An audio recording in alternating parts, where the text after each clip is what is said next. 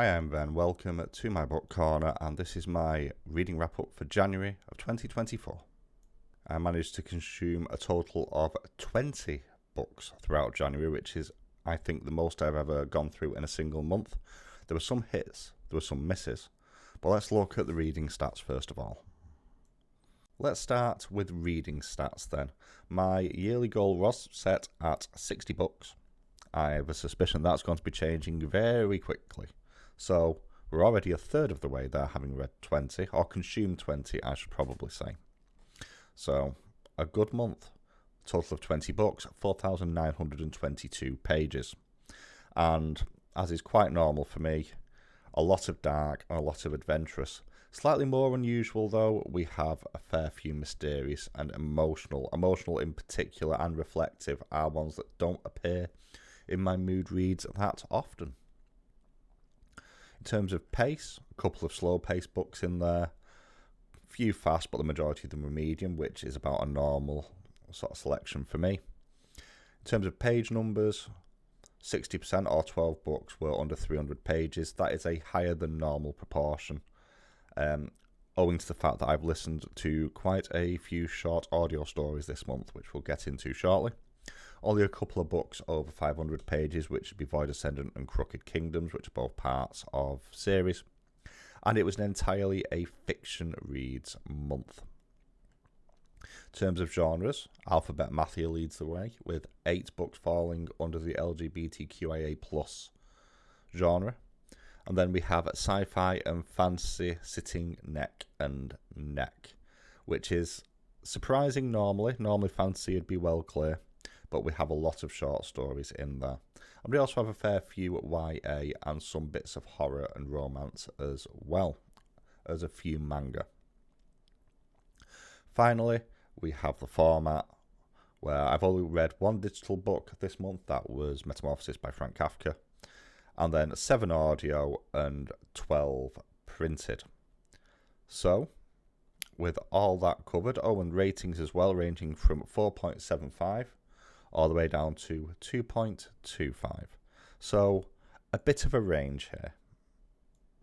We are going to start with audiobooks.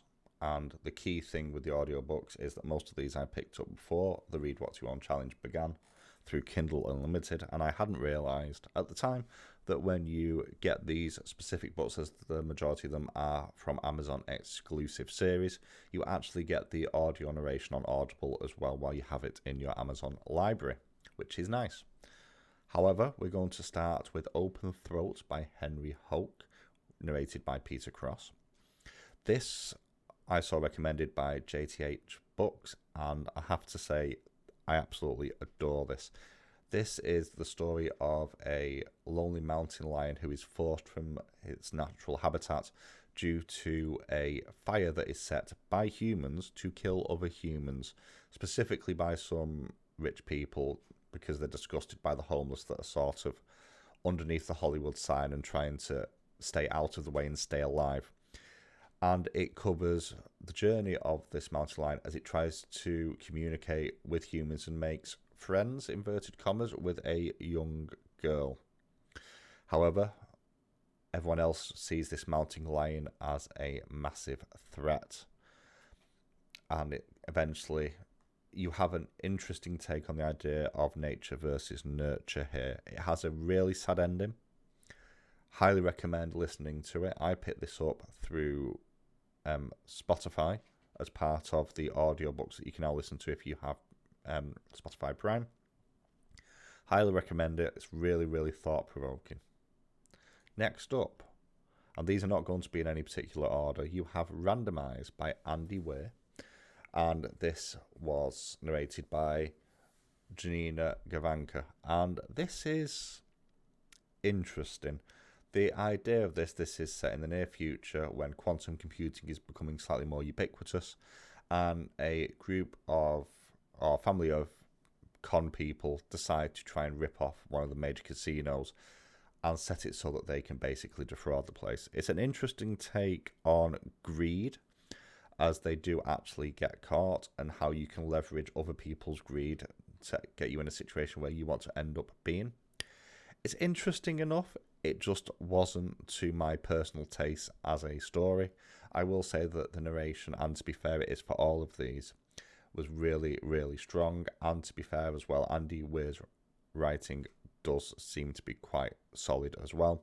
I haven't read any of Andy Weir's other stuff. I keep being told that I should do. Yes, Jenny, that's a hint to you.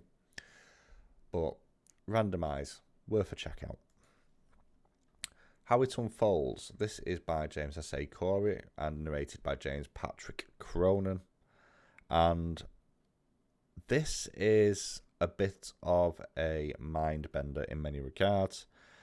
This is the story of an astronaut's interstellar mission and their personal journey across the cosmos as humanity sort of breaks out and starts to colonize. And you have an interesting thing here where they're getting messages from other versions of themselves, so it appears there's some form of cloning going on. And it ends up being a full circle story, and how just insights into different choices you've made can lead you to making very different choices in your life if you have that foresight. Really, really mind-bendy. Did appreciate it quite a lot. First time I've listened to anything by James S.A. Corey as well. I do have Leviathan Wakes to read or listen to this year. Looking forward to getting to that one. Next up, we have Arc by Veronica Roth. This is book 1 in the Forward collection, and this was narrated by none other than Evan Rachel Wood. And this is pretty solid. It's really, really melancholy. It's quite sad as well. And this tells the story of a group of botanists who are among the last people on Earth after Earth has been evacuated due to an impending meteorite strike. And what they're doing is they're using the last of their time to catalogue fully as many different types of plants as they can before they themselves are forced to leave Earth as the asteroid hits. And you have a couple of characters in here who have at this point made the decision to stay before one of them discovers a brand new form of orchid. And as luck would have it, orchids were their mother's favourite flower, and their mother had passed away previously, and this convinces them to actually leave Earth and take their skills beyond the stars and to continue to study some of the stuff that they found. It's a really sad story in many regards, but it does have some moments of hopefulness there as well. And I think of all the ones that I listened to, I think this is probably my favourite. Next up, we have Fallen Bodies from the Far Reaches collection. This is by Rebecca Roanhorse and was narrated by Sean Taylor Corbett. And this is, again, a really, really interesting story. This is set in a future where the Earth has been conquered, quote unquote, by aliens, and the titular character of this is caught between two worlds, as he was a child he was abducted by the aliens as part of a social experiment to prove that humanity could be made civilized. And you have this young man who eventually committed a crime that led to him being sentenced, and he got a very, very light sentence and was sent basically on parole to live amongst humans again. But people found out who he was, and he was going to be used in many regards as a weapon against the alien oppressors. And you have this inner conflict of someone who really doesn't want to hurt anyone, but doesn't feel like they belong anywhere anymore, and hits a point of being tired of feeling like a tool for everybody else's enjoyment. Well worth a listen to. Exceptionally well narrated as well. Next up, we have The Last Conversation. This is book 5 in the Forward collection, and this is by Paul Tremblay, and is narrated by Stephen Strait. And this is the most experimental of all the books that I listened to. This is basically kind of a cloning story set post-pandemic, where it at least appears a lot of the world has died. And you are waking up basically in a lab. You cannot see. Your muscles aren't working because they've atrophied. You have no memory. And this is basically, for want of a better word, almost like physical and mental therapy as you try to remember who you are and you try and get your body moving again. And you only have interactions with one other person, who is the doctor that brought you round. There's obviously something else going on here. There is a bit of a background with the Doctor, possibly some shared history, but that is never actually totally explained. And the thing that I really like about this is that you don't get any solid answers to do with any of this. You are evidently either that grown or cloned in some way, shape, or form. And it's not clear whether your consciousness has been brought forth previously. It's implied that it probably hasn't, but again, it's not outright stated. Again, this is a really thought-provoking one that does actually look a little bit at medical ethics as well. This is the second Tremblay short story I've listened to. Both of them have left me a little bit perplexed, if I'm completely honest, but I've enjoyed them both in different ways. I will get round to a full-length novel by them eventually. And finally, we have A Void by Veronica Roth. This is book 2 of the Far Reaches collection. Possibly my least favourite of all the books. Basically, this is set on an interstellar transport ship travelling from the Sol system to, I want to say Proxima Centauri, I could be wrong. And people who work on this ship, time travel is slightly different for them because they're travelling through the interstellar void. And the main character of this just works in catering, and they have a chance encounter with somebody who they'd met, from their point of view, only a couple of years earlier, who was now an old man after living out their life on either Proxima or Earth. And then when that man turns up dead, you have almost like a detective story as they try and figure out what actually happened. It's fine. For me, mysteries sometimes leave me a little bit cold. It was enjoyable enough. This is just not a book that I would generally listen to or read, but it is well worth checking out. The characters are well rounded. It just feels a little bit rote in many regards. As I'm talking about digital books, specifically audio, I might as well mention the only digital book that I have read this month. And that book is The Metamorphosis by Franz Kafka. So this first came out in January of 1915. And this is a very heavily regarded book. And I had some issues with this one. It's got a really, really interesting look at the idea of being isolated and lonely and rejected by those that you love and the effects it can have on you physically and mentally. The basic premise is that Gregor Samsa wakes one morning and he's basically a giant centipede, which has the effect on his family that you would expect it to have. I don't know if it was just because of the time I was reading this. I genuinely did struggle with this a little bit at times. I feel like if I was to go back and reread this at a later date, I might get more out of it. It's certainly interestingly written. Again, I have said in the past I sometimes have some problems with more classic literature, so it might be a case of that rearing its head as well. It is well worth checking out. It's only 82 pages. I got the Amazon Kindle edition, I should say. So you can blast through it relatively quickly. I'll probably go back and reread it at a later date, but as my Kindle is broke, that is the only digital book that I have read in the last month. Let's talk about the physical books now, and I'll do the mangas separately at the end because I've got something a bit different the way I want to do them. But I have 8 physical books plus the 3 mangas to go through. And the first one on the list, this one, Crowd of Midnight by Sarah J. Maas. And when I was going through my banned books list, I was surprised to find that when I was doing my research that this is on it. So in terms of the ban information, this is fully part of an administration/formal challenge of 2022-2023, and it's banned pending investigation in Clay County School District in Florida. So this is a YA novel and is the book 2 in the Throne of Glass series. I gave it 3.75 stars rounded up.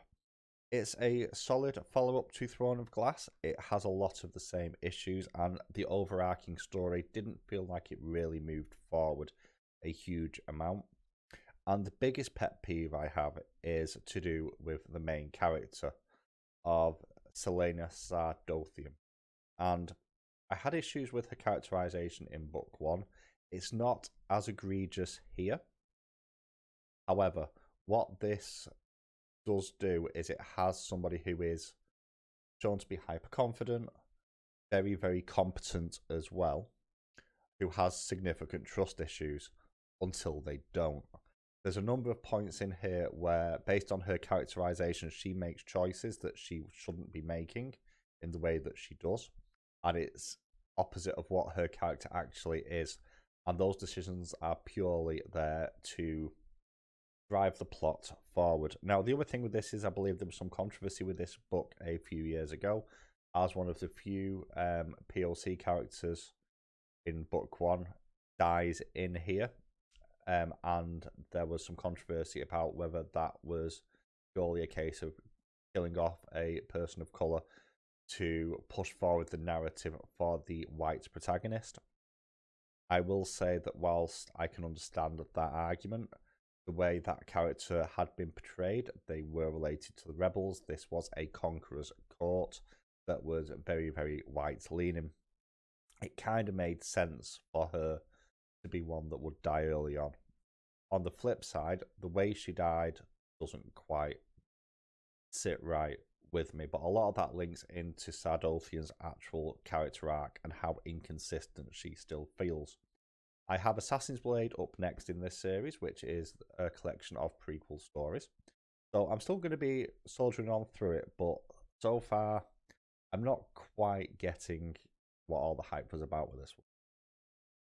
So next one up we have Before the Coffee Gets Cold. This is by Toshikazu Kawaguchi, and I have seen this everywhere. Now, this is part of a series of books, and the general premise is there's a little backstreet cafe where people can time travel, but there is a load of specific rules around that time travel.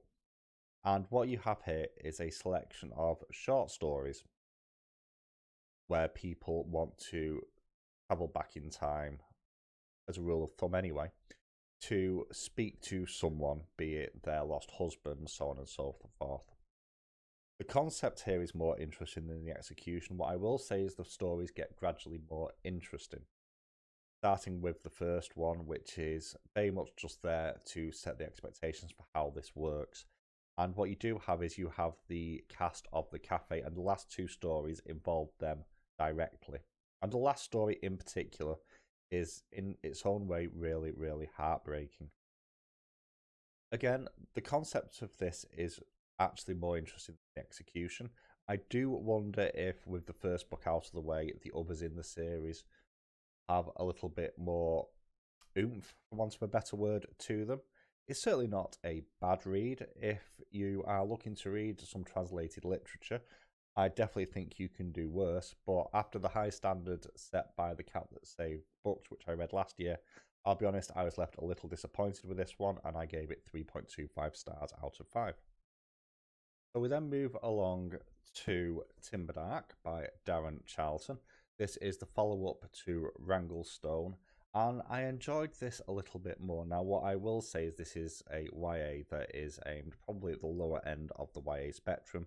I think if you're 12 to 16, you'll enjoy this book more than I did. But we're once again meeting up with Pete and Cooper, and their world is being turned upside down as they have to rejoin civilization, which is beginning to come back together.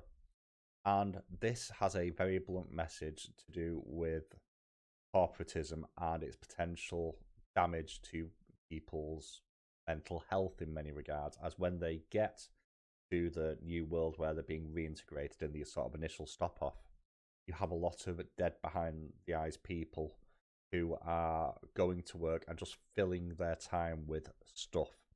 And it's not subtle about what it's saying here. You're walking into this town and reintegration into civilization is being sponsored by Coca-Cola. If you've played the Fallout games, this actually does give me a really similar vibe to that, which makes me actually quite like the idea potentially of Darren Charlton writing a story set within the Fallout universe, as a lot of the sensibilities that are shown here are in there. you have an issue between the two mains of Pete and Cooper, which could very easily have been solved by them just talking to each other. This does have the miscommunication, or in this case, lack of communication trope in there. But there's some interesting twists and turns. I feel like it's more tightly written and more focused than book one was. It does end at a point where it looks like this is just going to stop as a duology, and I think it's fine to stop there. Also, it does have a real emotional gut punch right near the end. Whilst technically this is a happily ever after ending for Cooper and Pete, there is something that happens quite late on involving one of the other supporting casts that really does hit you in the gut. The other small criticism I have with this is that whilst we've established in the first book that these two are very much attracted to each other and deeply in love, a lot of the focus on this is more on the physical side of this. You have a lot of Pete sort of pining after Cooper and missing his touch and his hair in various places and his bare buttocks, and there's a lot of physical description. It doesn't feel like it has the same emotional import. But overall, pretty solid. I gave this a 3.5 stars out of 5. Next up, we have another young adult novel. This one's from Aiden Thomas. It was the last of his books that I haven't got around to yet. This is Lost in the Neverwood. So, this is a kind of Peter Pan retelling, kind of not. And this is following Wendy, whose two brothers went missing in the woods several years earlier, along with several other kids. Fast forward to now, she's getting ready to go to medical school. She's currently working part-time on a child's ward, sort of working towards becoming a nurse, potentially. And kids start going missing, and then this person who she's been drawing repeatedly over the last few months suddenly crashes into her windscreen, and you have the introduction of Pan. Overall, this is an interesting take. My problem with this is a lot of the characters did feel rather flimsy. It's set in semi-rural America, an area that has a massive sort of forest nearby. And there is an interesting sort of twist at the end that looks at what really happened to her brothers, which she sort of locked away due to trauma. It's solid. It's just that the characters felt flatter. I don't know if that's expectations on my point of view, because of how strong, for example, Tio and Aurelio and Naya were in Sunbearer Trials, and Julian and Gabrielle in Cemetery Boys, because they really drove those stories, whereas compared to those, this feels a lot more subdued and a lot more one-dimensional. Well, there's some good red herrings in here. There is some creepy atmosphere. There's an interesting idea of what happens in terms of Peter Pan's shadow. It's worth checking out. It is my least favourite of his books so far. However, I gave this, again, 3.5 stars out of 5. Next up, we have another follow-up, and this one is 12 Bones by Rosie Talbot. This is a follow-up to 16 Souls, which I read back in November. And it's pretty good. There's a lot of structural similarities between this one and its predecessor. And what I will say is that the beats land almost exactly in the same order and the same rhythm as the first book does. And Talbot has a really, really good grasp of pacing and story beats in general. And in terms of story, actually, this is incredibly strong. Probably the strongest pure story that I've read, with the exception of something I'll get onto in a minute. Where this falls down a little bit for me is that a lot of the characterization from the first book for York in particular is sort of pushed to the side because that's already pre-established. And also, I don't quite feel the personal relationships as keenly in here. But this does have some really interesting takes on adversity, on the cost of what's going on. It has some really strong emotional moments as well, despite what I would say is a slightly less defined level of characterization, or character growth at least, although there is some growth in here, but it feels less like character growth and more like power creep, which is something you sometimes get in video games a lot more. Again, much like Timberdark, there is a real emotional gut punch near the end of this as well. But the storytelling really is very, very strong. Another example of some good red herrings as well, much like in the first book. So I recommend it. I gave it 3.75 stars out of 5. If it's purely a story-based book you're after, this is one that you do well to check out. Now, continuing on with series, and I'll link it above in the cards, or whatever they're called, at the top. The second book I ever reviewed was Beneath the Rising, which is book 1 in the Beneath the Rising trilogy, and I really liked it. Book 2, I felt, went a little bit too much into describing the indescribable, much to its detriment, and felt a little bit almost overboard in some regards. But I picked up The Void Ascendant. This is one of my 2 500-page plus books this month, and this is really, really, really good. Prose feels slightly different. I think this benefits quite strongly from being set slightly off from where the other 2 books were.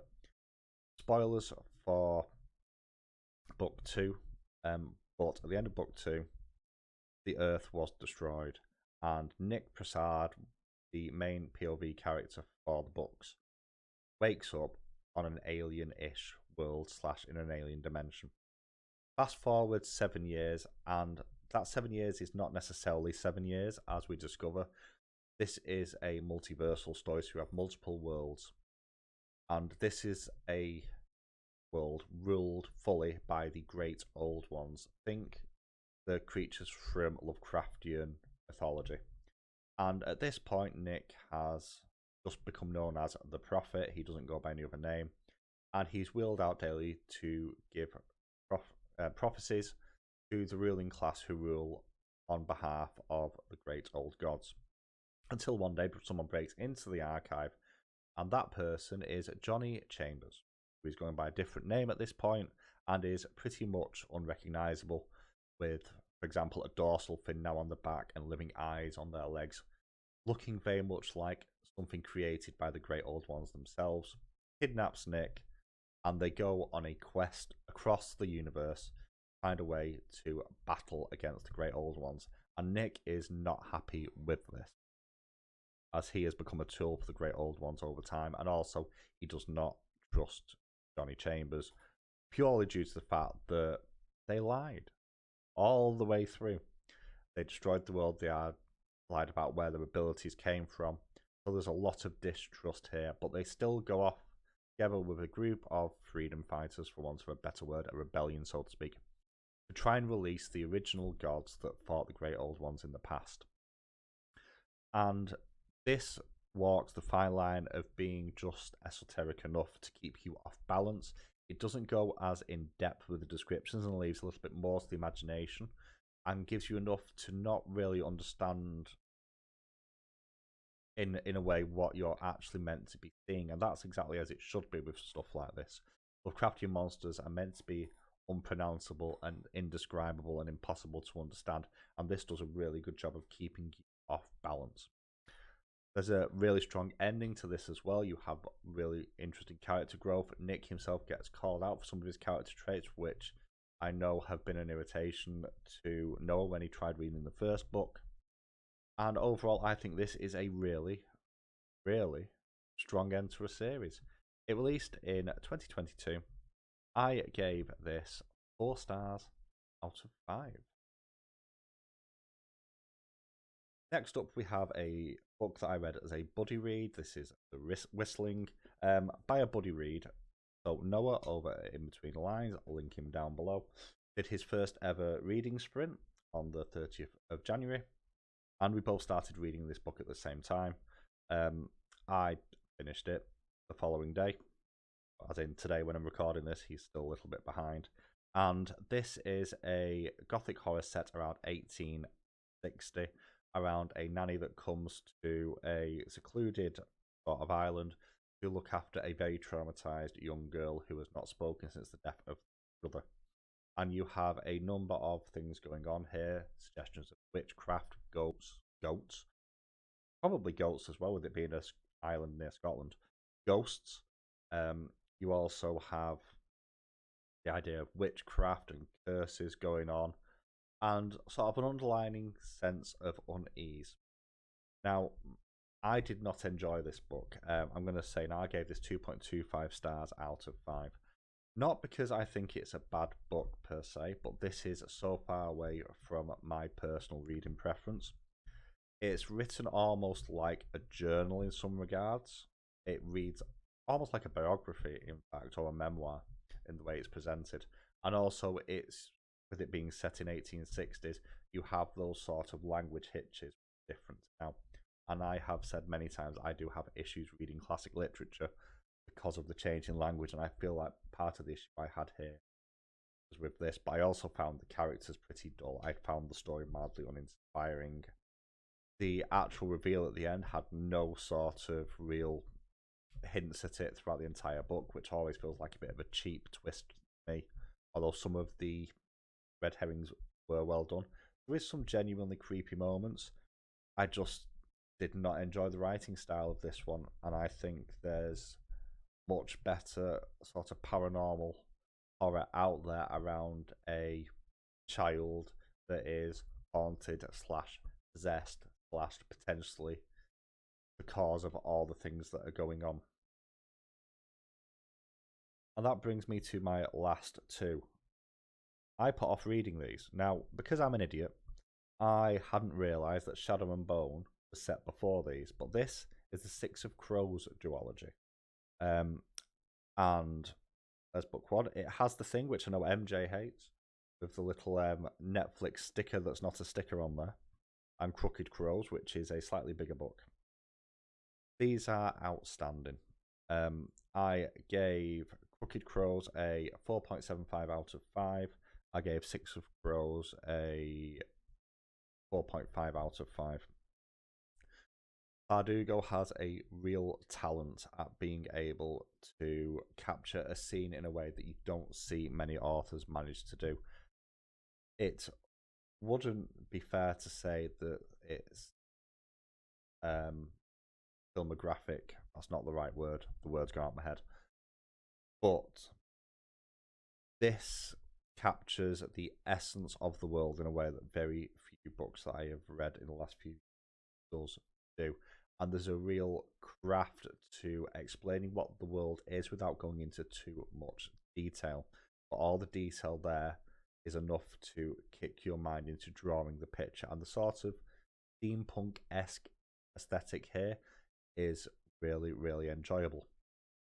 Six of Crows is basically an impossible heist story, whereas Crooked Kingdom is dealing with the fallout when they're double-crossed after actually managing to succeed at the impossible heist. And my biggest criticism from book one is that whilst it's looking at the story from multiple points of view, which it does a very good job of balancing, some POVs get more time than others, and therefore some characters are better defined than others.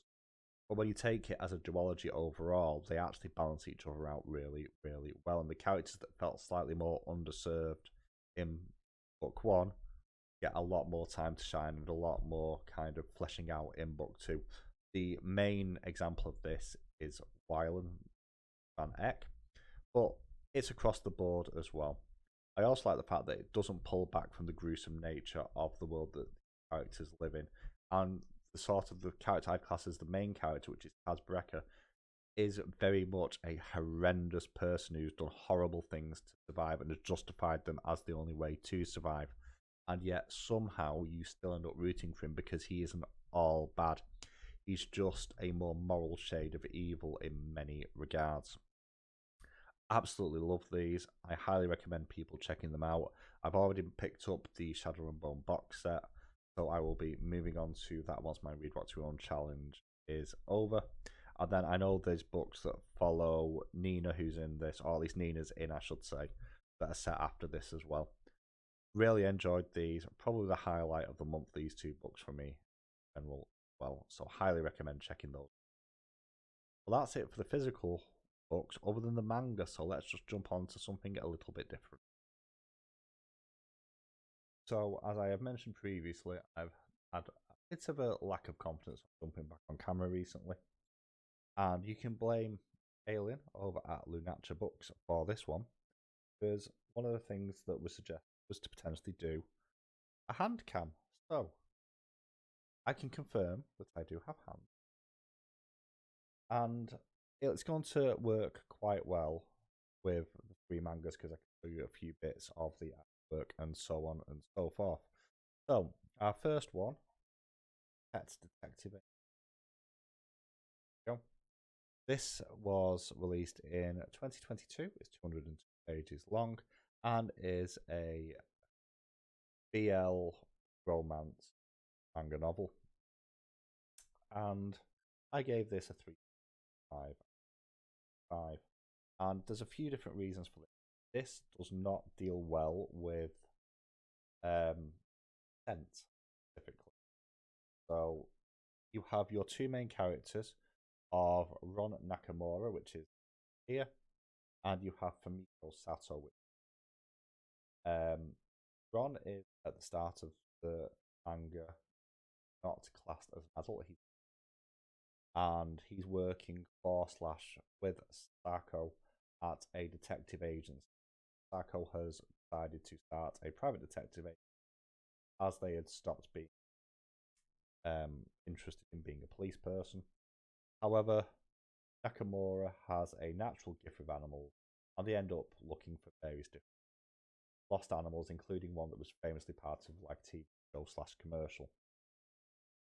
And when I say there's some issues with the consent side of things, Nakamura is very lustful, to put it mildly, after Sako, and on multiple occasions tries to force them to kiss. And it shows this throughout. And this is a ongoing issue throughout manga in general. Now, by the end of the story, they both go through enough of a character arc where they accept each other for who they are, and they do actually end up in a relationship. And it is worth mentioning at that point that Nakamura has decided, has become an adult at that point. However, it does deal with consent poorly. Overall, the art is exactly what you'd expect. You do have a weird sort of thing in some of the paneling of this book, where, and I think it's largely because of the translation, you end up with panels like these, which just feel incredibly busy due to the sheer amount of words on the page. And it shows up a few times, but overall, the artwork is good. There is a background story going on about the idea of almost like a toxic fandom, as it ends up towards the end, where Sako gets kidnapped by basically a Superman who didn't understand why he's not the partner at the detective agency. The artwork is wrong, as always. I always love the full colour artwork at the start of titles. Also, this has a dust cover on it, which I haven't had on any other ones, and the dust cover actually does hide an additional part of the story, as well as the afterword from the author. Overall, it's pretty solid. It's not spectacular. It does have a few. It does end up being far sweeter, however, than it. Now, if you like a little bit more spice in your BL romance mangas, then Meguro Hinohara has you covered.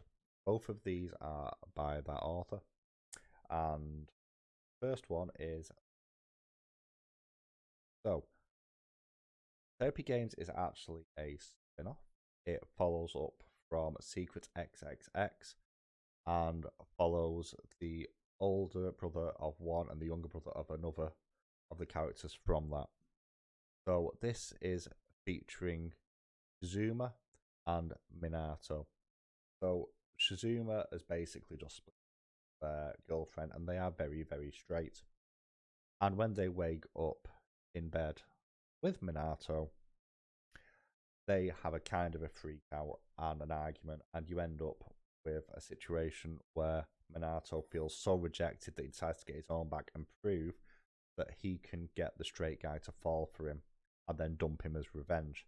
So initially, this is not a particularly friendly plot, and this has proper spice in it. It is explicit content, so I'm going to have to be careful what I show. First of all, you have the page. That is just absolutely stunning. Just have to say.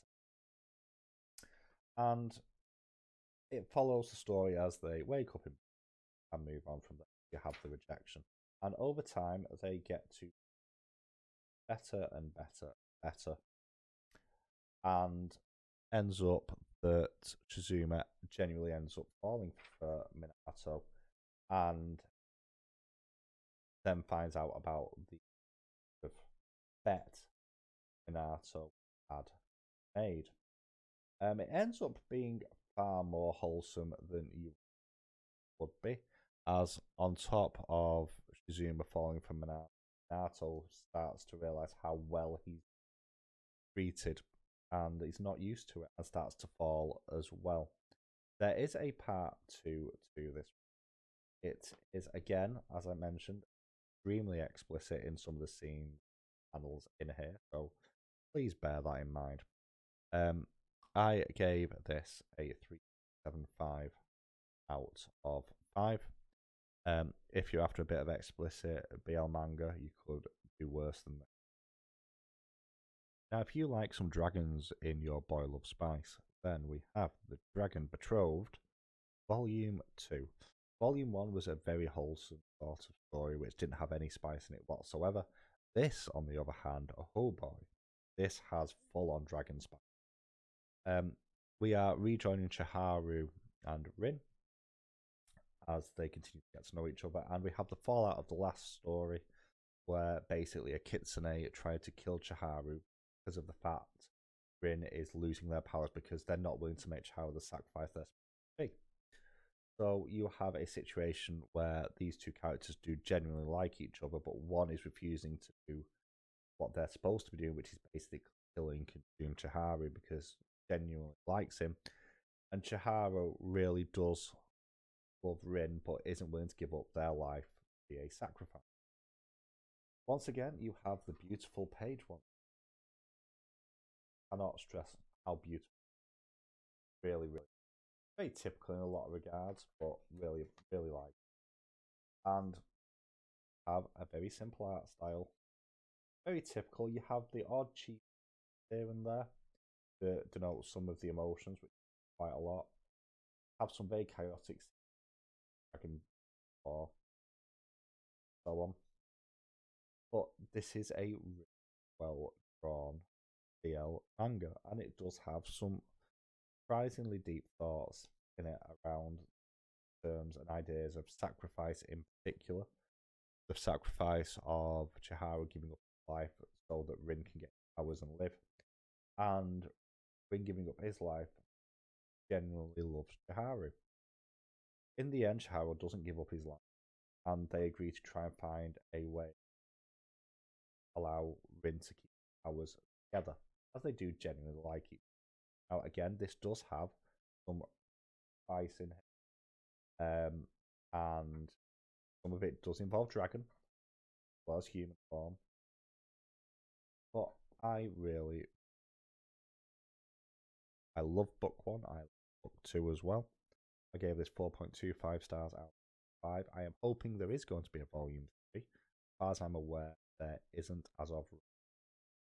But if there is going to be one, which, yes, please, do one, I will definitely be picking it up. But anyway, that's it for the manga set. So, that's it. That is my January wrap up. In terms of read what your own challenge, I have now read 40 out of my 50 book total target. So, fingers crossed, I should be able to that off during February.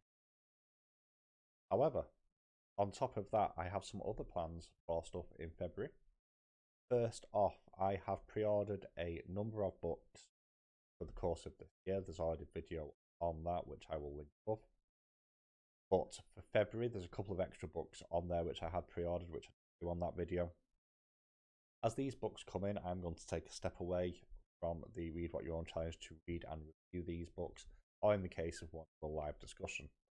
So, The books and their release dates are as follows: The Absinthe Underground by Jamie Paxton, which releases on February the 6th. What Feasts at Night, Book 2 of the Sworn Soldier series by T. Kingfisher, that releases February the 13th. That is a follow-up to What Moves the Dead, and as of right now, the intention is for me and Noah to have a live chat once we've both read it and discuss it and see, kind of do a live review on what we think of it. February the 22nd is Tempest of Hafsa Faisal, and then on February the 27th, The Butcher of the Forest by Premee Mohamed. Obviously, when the reviews come out for those does depend on when I actually receive them. Obviously, the release date isn't the same as my delivery date, so we'll see. On top of that, I also need to do my Fourth Wing video, which I've still not done. I'm going to talk a little bit about the book itself, why it's so popular, and why its popularity might actually be more important than you think. I also have an opinion piece I want to do this month. There's a couple of sort of hot takes or cold takes, essentially, that I want to talk about over the next few months. So I'm hoping to get that done as well. And finally, I'm hoping to get back into the habit of doing the short story reading once a month, which, providing I get round to it this month, is going to be The Monkey's Paw by W. Jacobs. So, yeah, I've put a lot on my plate for this month. We will see how we go with that. But what I would love to know is, what have you been reading in January, and what are you looking forward to reading in February? Let me know in the comments, and I will catch you all soon.